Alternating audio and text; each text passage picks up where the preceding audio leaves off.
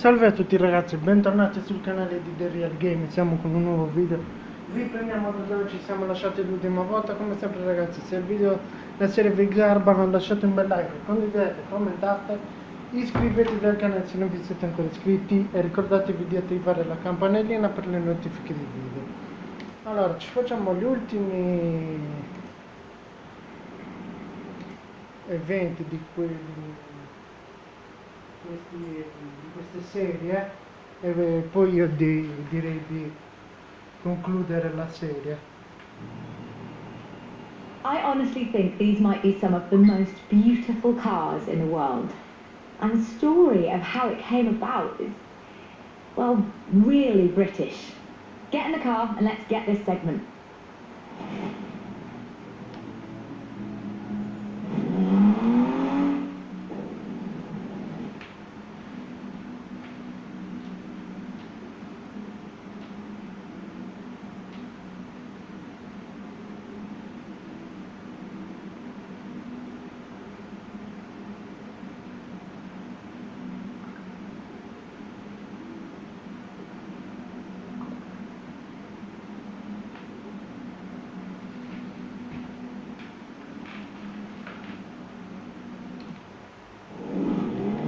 Jaguar is a bit of a favourite of mine. The company is almost 100 years old and was originally founded to build sidecars for motorcycles.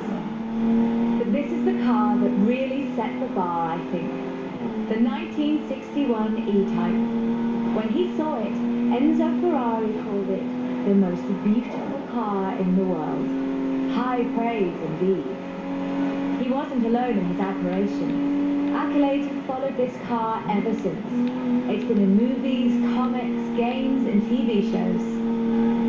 Unlike some later cars on the mark, it wasn't just looks though. The E-Type was light and fast. It would do 153 miles an hour and stopped on innovative four-wheel brakes that were better than anything Ferrari or Porsche or even Mercedes-Benz had. Solid too, with a design based on the D-Type that won the 24 Hours of Le Mans 3 years in a row. At the roundabout, take the second exit. Turn around when it is safe to do so. Anyone who owns an E-Type will tell you that the key to their reliability is to drive them regularly, as if you'd need the excuse.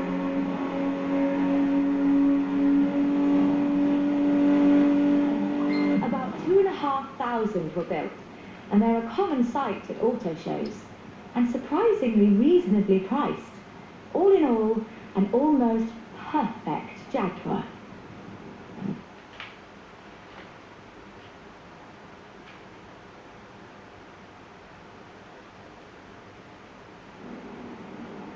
The E-Type was the successor to the Le Mans winning D-Type, but what would that look like if Jaguar designed it today?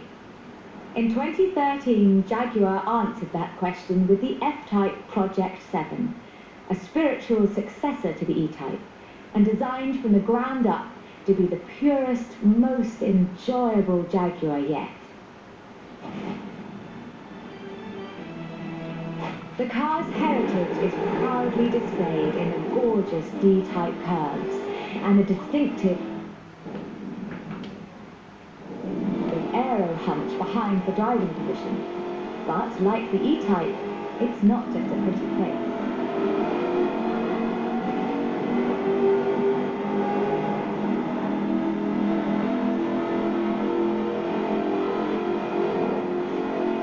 Powered by a 5-litre V8 supercharged engine, with a fully aluminium body, it's blisteringly fast, with a 0 to 60 speed of 3.8 seconds and a top speed of 186 miles an hour. A car as beautiful as this must surely have been a carefully altered design. Actually, it started as a sketch by designer César Pierre, thrown together one Friday in his free time. Turn around when it is safe to do so. Jaguar's design director, Ian Callum, saw the sketch in a thumbnail on César's computer during a meeting and asked him what it was. sa che The rest is questo history. step non è dovuto fare.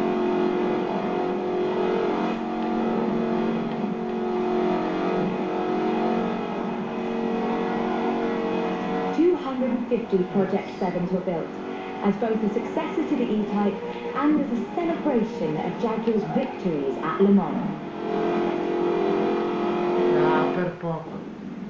Dai, me la rifaccio. È colpa mia che sono andato sopra il guardrail.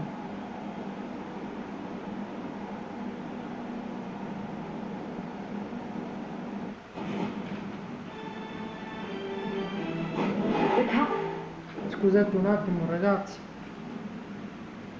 Eccomi, abbiate pazienza ragazzi. Dai.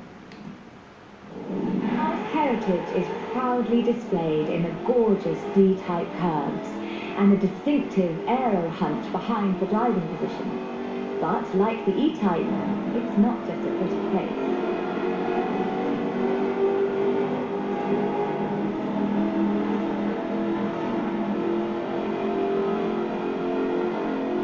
Powered by a 5-litre V8 supercharged engine, with a fully aluminium body, it's blisteringly fast, with a 0 to 60 speed of 3.8 seconds and a top speed of 186 miles an hour. A car as beautiful as this must surely have been a carefully authored design. Actually, it started as a sketch by designer Cesar Pieri, thrown together one Friday in his free time.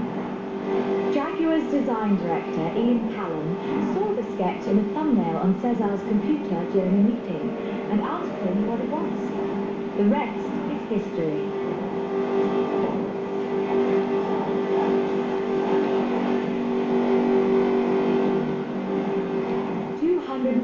Project 7s were built, as both a successor to the E-Type and as a celebration of Jaguar's victories at Le Mans.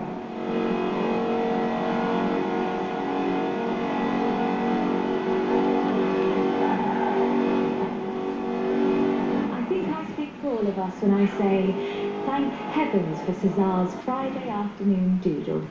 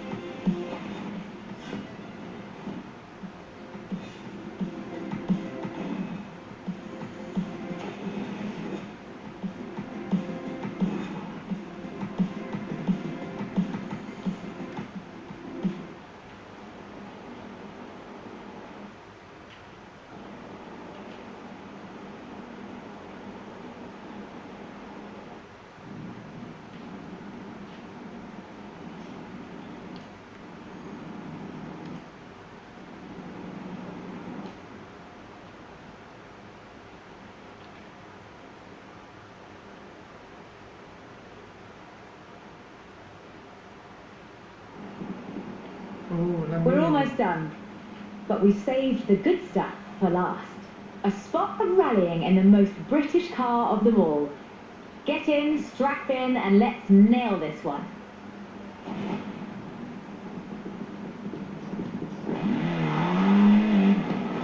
There is one car built in Great Britain that is, quite fairly, considered one of the most influential cars of the century. It's a surprisingly spacious little city car with a side-mounted engine. It's an icon of popular culture. It's been built on every continent where there's a car factory. It's the Mini. The Mini Cooper S was built to be a performance machine with deeper engines, twin carburetors and front disc brakes. This scrappy little machine would go on to achieve more than 30 racing victories in the 1960s and 1970s. A Mini Cooper S flying number 37 placed first at the 1964 Monte Carlo Rally. Driven by Paddy Hopkirk and Henry Liddon, this was the last time an all-British crew would win the event. I know you want more time in that car, but we really do need to get this shot today. Colpa mia ragazzi. Speravo di farcela invece.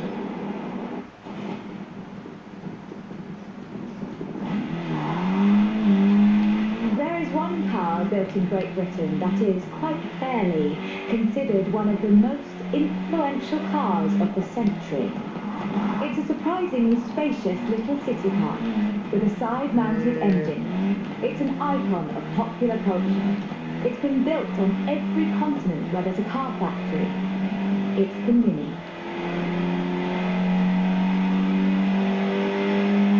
The Mini Cooper S was built to be a performance machine with deeper engines, twin carburetors and front disc brakes. This scrappy little machine would go on to achieve more than 30 racing victories in the 1960s and 1970s. A Mini Cooper S flying number 37 placed first at the 1964 Monte Carlo Rally. Driven by Paddy Hopkirk and Henry Liddon, this was the last time all British crew would win the event. But not the last time a Mini would. At Monte Carlo in 1966, Minis took the first, second and third positions. They were all disqualified because they had dimming headlamps, not because they were winning everything in sight. In 1999, the Car of the Century Award was presented to the most influential car of the 20th century. The Mini came second. It was beaten by the Model T Ford. That's fair, I suppose. 5.3 million Minis would be sold, making it the most popular British car.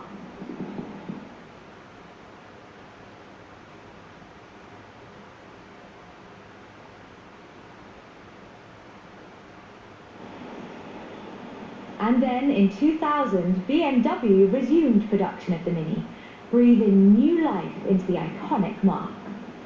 If the Mini of the 1960s had its sights set on the roads of Monte Carlo, the X-Rayed Countryman has its eyes on something a little tougher. The deserts and rough terrain of the Dakar for starters. A wit once said that the only thing Mini in this monster was the pedal. That's rather missing the point, I think.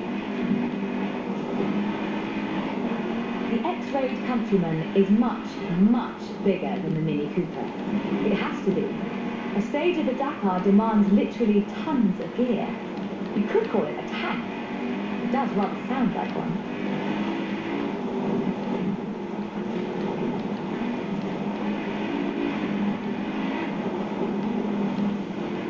When Mini's X-Rayed division set out to build this thing, they had one goal in mind: winning the Dakar.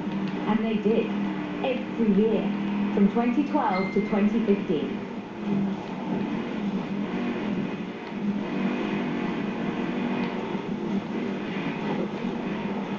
In 400 meters, turn right. It's designed to be driven for 2 weeks over deserts and badlands, 5 kilometers above sea level. And it still handles like a hot hatch for a nice bit of dry ice.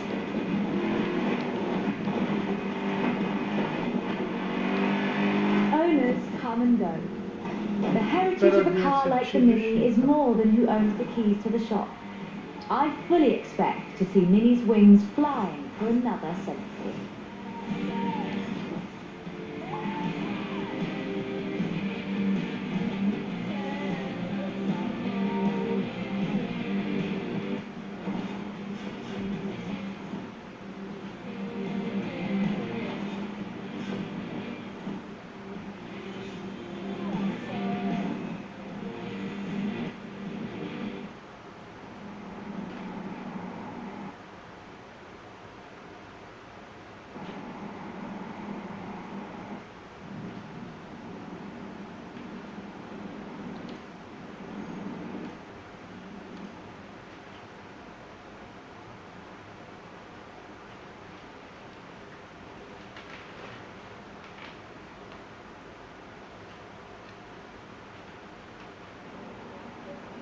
This is quite a story. Bentley at Le Mans in the 1930s. Gentleman racers, heroic driving, and a personal hero of mine. Take good care of the cars though. Both of them are mine.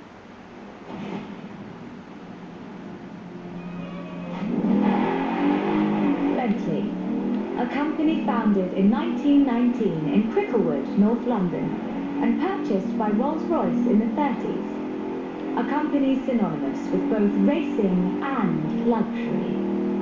Perhaps the best example I know of those two extremes of British engineering. For almost a century, every Bentley was hand-built to exacting standards. So at the beginning of the 21st century, when Bentley revealed their first mass-produced car, there were a great many questions. The car was the Continental GT, an elegant grand tourer that combined a racetrack pedigree with exquisite style and all the power you could need.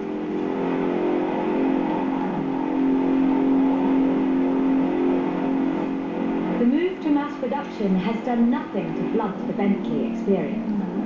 The 2017 Continental Supersport is responsive, fast, and beautifully designed.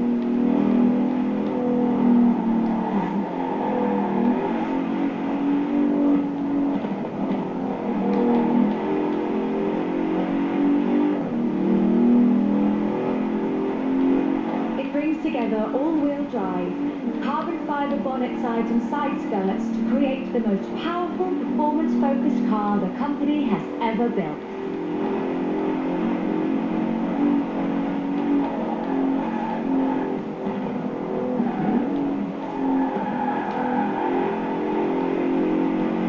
But never forget, Bentley's pedigree is racing, and the Bentley Continental embraces that.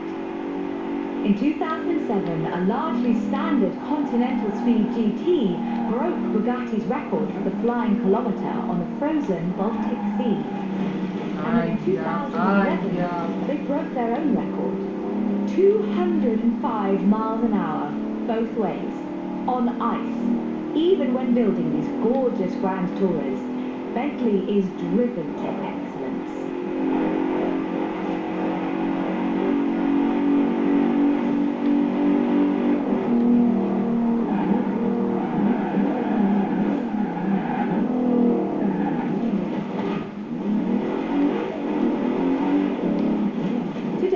Bentley means modern, peerless luxury and elegance. But that's far from the full story.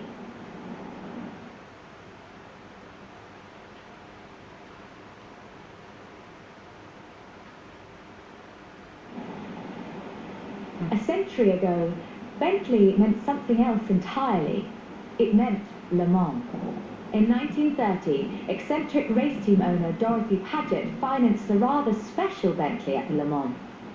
It was a 4.5-litre supercharged masterpiece, driven by Sir Henry Bentley Boy Birkin. It posted the fastest time on the day, but it failed to finish. But what a race it was! Sir Henry's courageous driving forced Rudolf Caracciolla's 7-litre Mercedes out of the race at the cost of his own victory. But in doing so, he handed the day to the Bentley Sixes, a gentleman racer indeed.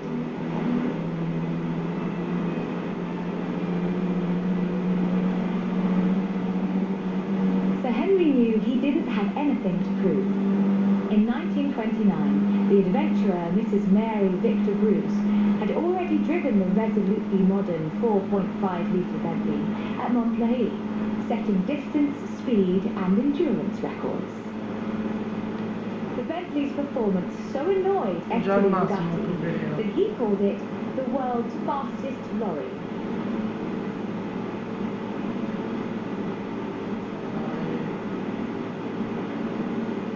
The blower had the last laugh though. In 2012, it was sold at auction for over £4 million, which is more than enough to buy a Veyron and a racing truck. Vabbè, me la rifarò per conto mio questo.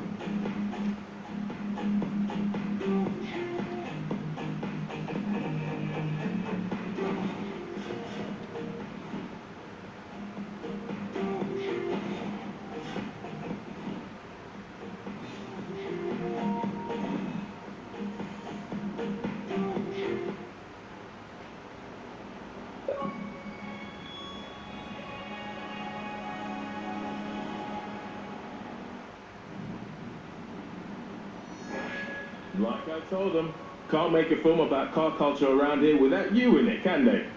I'll let you know if they need you back.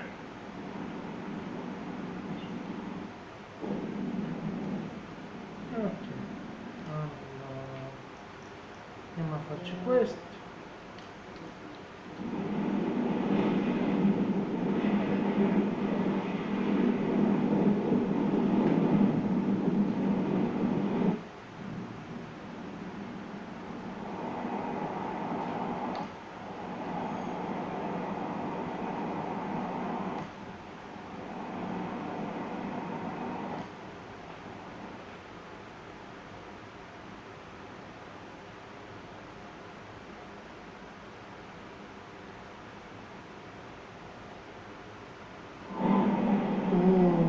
Hey you all! Right, we're counting down my top 10 picks for the most memorable cars in video games. It's time for Sega Rally. We've got a 92 Inter-Rally Evo with all the rally upgrades, and no apologies, I am going to go all out fangirl on this one. 3, 2, 1, go! Hard right. Merda.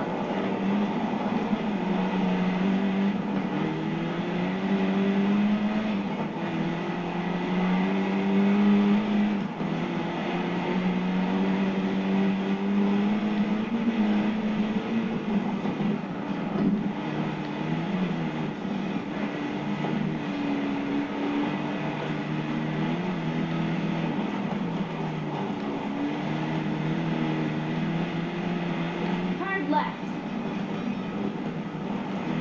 Very long, easy right.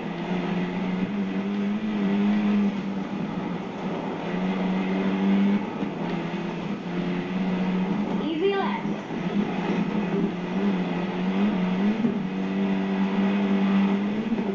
Very long, easy right.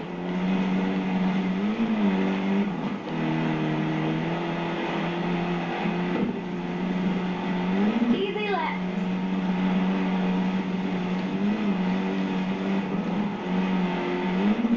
Hard left.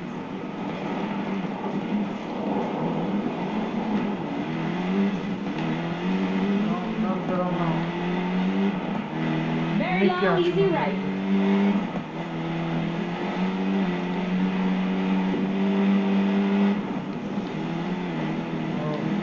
Oh, no.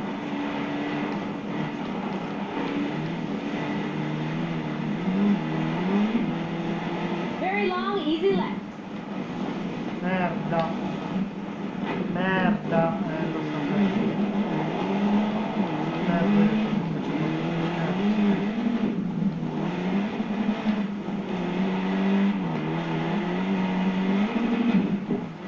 Hard left.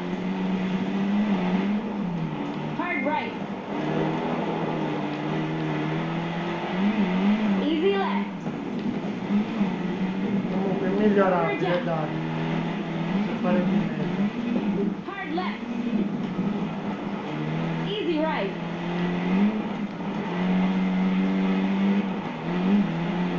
Cioè questa è proprio da schifo, Cioè, malapena una stella.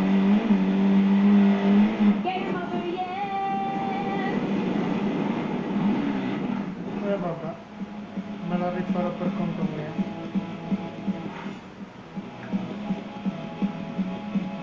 Oh, veramente fate schifo,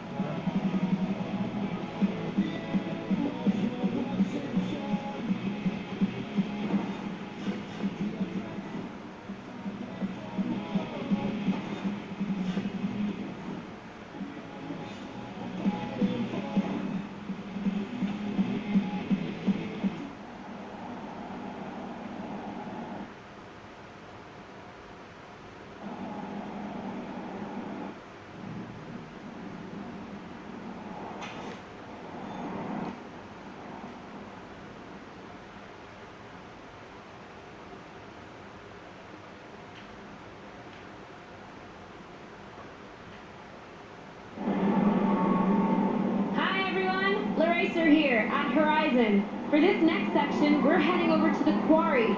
See you over there after the jump. Meet me there. This is going to be great.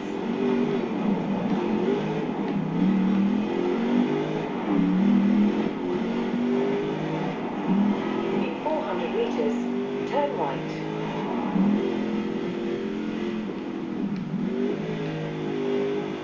Quando si imbarca con le stelle su Roma. 400 meters, turn left.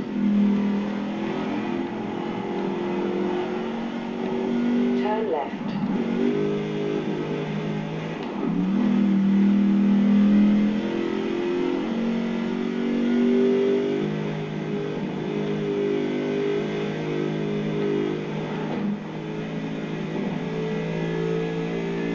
In 400 meters, turn right.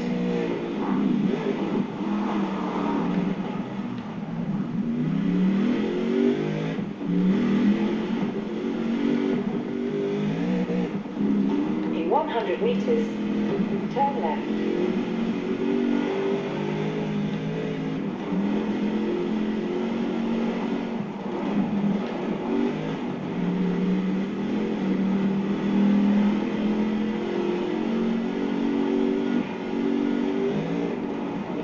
Take a moment, breathe, because this is going to be intense. Dici? Vediamo. Hey everyone, it's time for number 3 on my list of great cars and great experiences and games. Multiplayer isometric racing madness. It's time for 850 brake horsepower of trophy truck. It's time to go super off-road. I know it's not top down, but that's a detail. Slam this thing around the place. Let's see what you can do.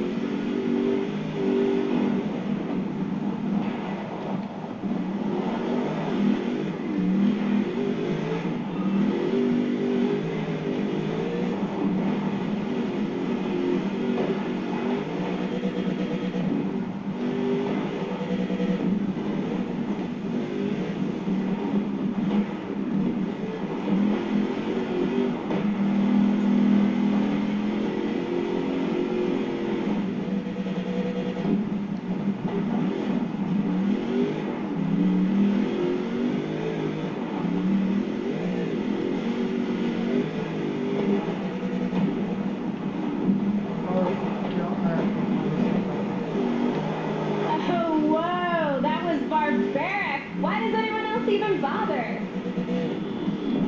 Beh, posso anche non fare più niente, ma stracciamo il vetro.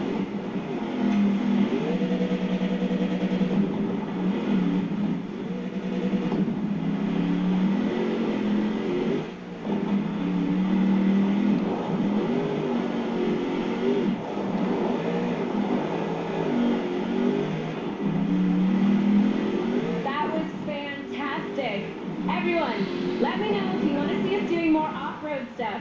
Maybe you even want a whole countdown about it. Let me know in the comments.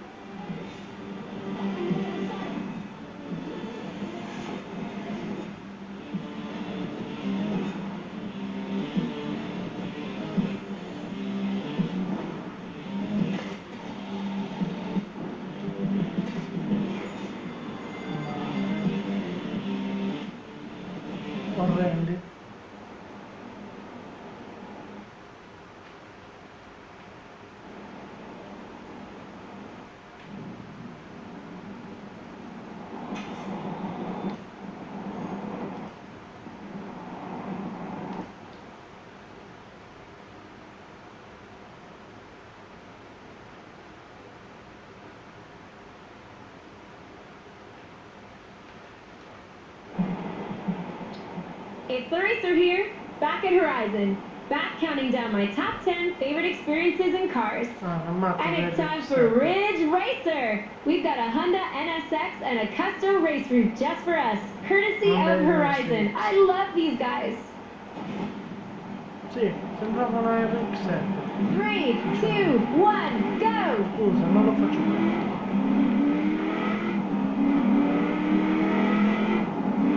Sì, ma a me sinceramente così non piace.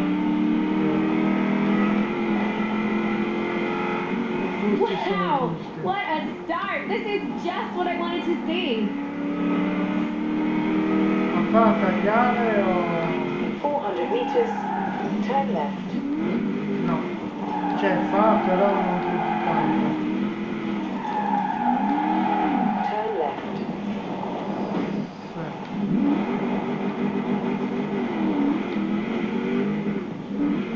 In 200 meters, turn right.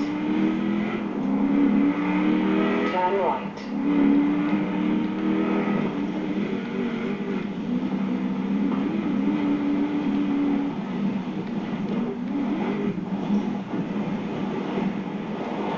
Ho già capito, ah.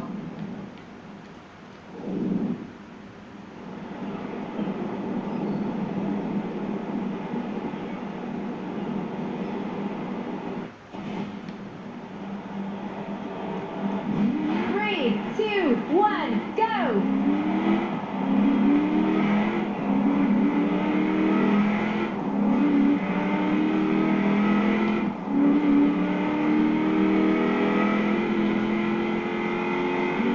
Wow!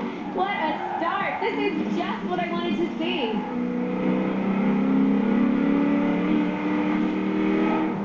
In 400 meters, turn left.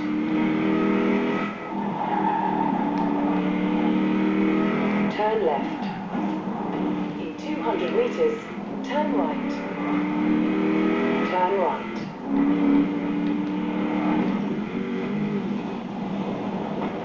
Se ne va l'accetto di nuovo. 400 Non mi meters, piace proprio turn left. l'asfalto, Vabbè.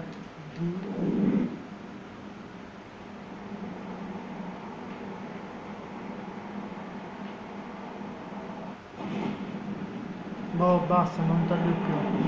3, 2, 1, go!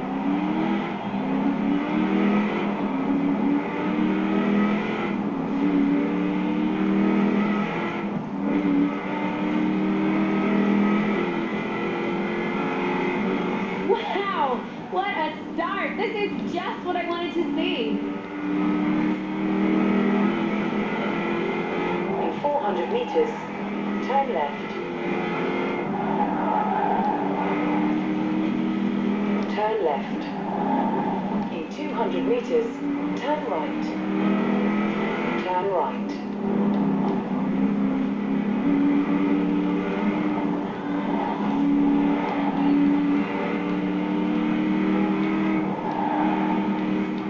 In 400 meters, turn right. Next corner's tough. Watch yourself.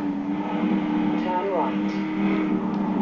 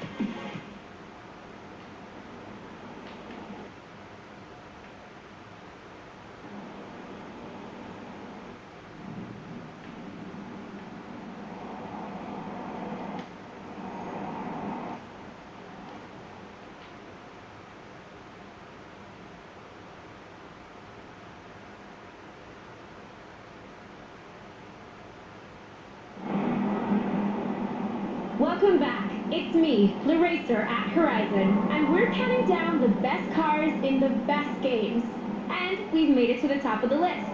This is going to be controversial, and it was hard to pick, until I realized there is only one car that deserves to be in this spot. The car. Not the fastest or the most expensive, but it's hard to point to something more iconic than this. I am talking about the 911 Turbo. The car that's been in more games than anything else, with a turbocharged flat six and what I think is the most beautiful chassis of any car. But what game am I talking about? What game do I hear you ask? All of them. In 200 meters, turn right. Turn right.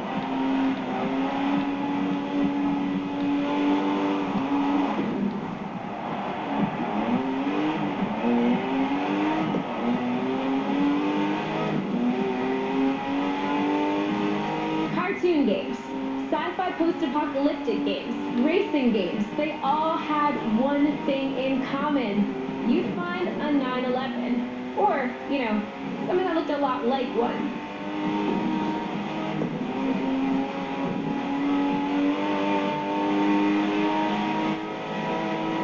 The first time I saw one, I fell in love, and, judging by the comments, most of you did too.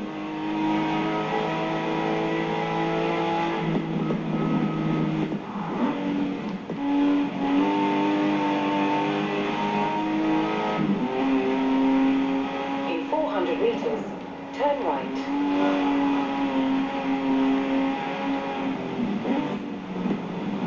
Turn right.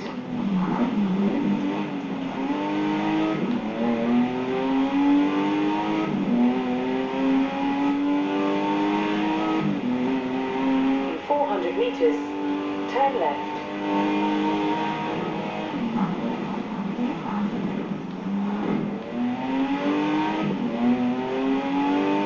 Turn left.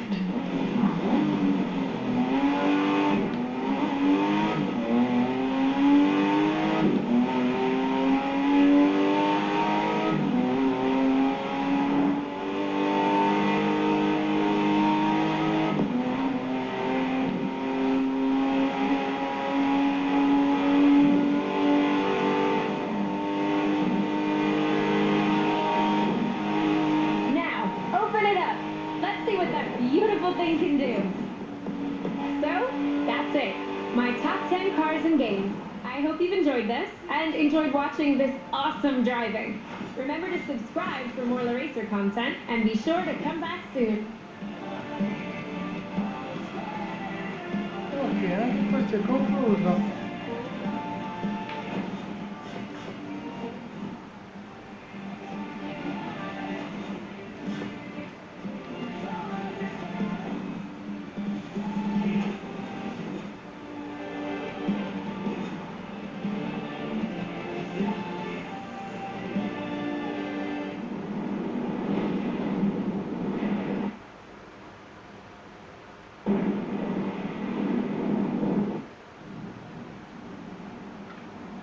These videos you're making with the racer, you know you got 1 million views already?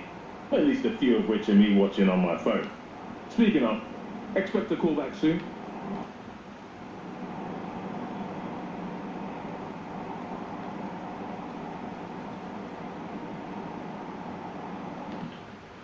Va bene ragazzi, io direi che per questo video ci possiamo salutare qua e direi conclusa la serie dedicata a Forza Horizon 4.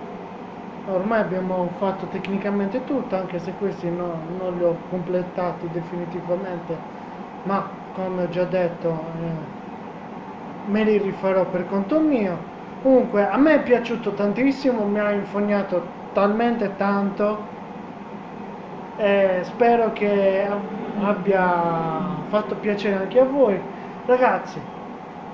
Alla prossima serie, come sempre lasciate un bel like, condividete, commentate il video, iscrivetevi al canale se non vi siete ancora iscritti e attivate la campanellina per le notifiche dei video. Un saluto a tutti da The Real Game.